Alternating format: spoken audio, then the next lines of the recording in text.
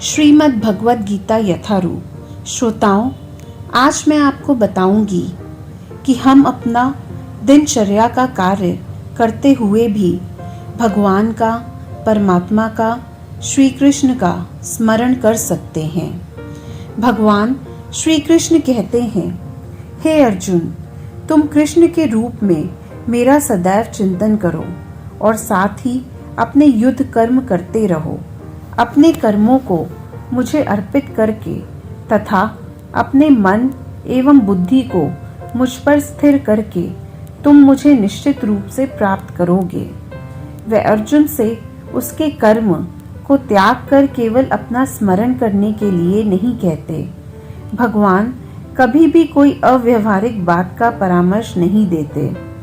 इस जगत में शरीर के पालन हेतु मनुष्य को कर्म करना होता है। कर्म के अनुसार मानव समाज 4 वर्णों में विभाजित है: ब्राह्मण, क्षत्रिय, वैश्य तथा शूद्र। ब्राह्मण तथा बुद्धिमान वर्ग एक प्रकार से कार्य करता है। क्षत्रिय या प्रशासक वर्ग दूसरी तरह से कार्य करता है। इसी प्रकार वर्णिक वर्ग तथा श्रमिक वर्ग भी अपने अपने कर्तव्यों का पालन करते हैं। मानव समाज में चाहे कोई श्रमिक हो, वर्णिक हो, प्रशासक हो या किसान हो, या फिर चाहे वह सर्वोच्च वर्ग का तथा साहित्यिक हो, वैज्ञानिक हो या धर्मशास्त्रज्ञ हो, उसे अपने जीवन यापन के लिए कार्य करना होता है। अतएव भगवान अर्जुन से कहते हैं कि उसे अपनी वृत्ति का त्याग नहीं करना चाहिए, अपितु वृत्ति में लगे रहकर कृष्ण का स्मरण करना चाहिए। यदि वह जीवन संघर्ष करते हुए कृष्ण का स्मरण करने का अभ्यास नहीं करते, तो वह मृत्यु के समय कृष्ण को स्मरण नहीं कर सकेंगे। भगवान चैतन्य भी यही परामर्श देते हैं।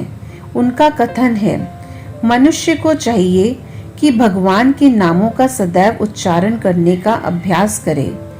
भगवान का नाम तथा भगवान अभिन्न है, इसलिए अर्जुन को भगवान की शिक्षा कि मेरा स्मरण करो तथा भगवान चैतन्य का यह आदेश कि भगवान कृष्ण के नामों का निरंतर कीर्तन करो एक ही है।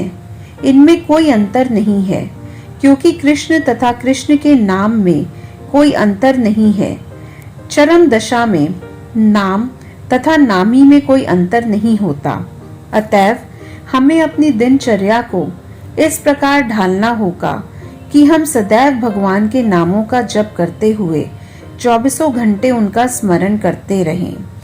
यह किस प्रकार संभव है, आप लोग सोच रहे होंगे। आचार्यों ने निम्नलिखित उदाहरण दिया है।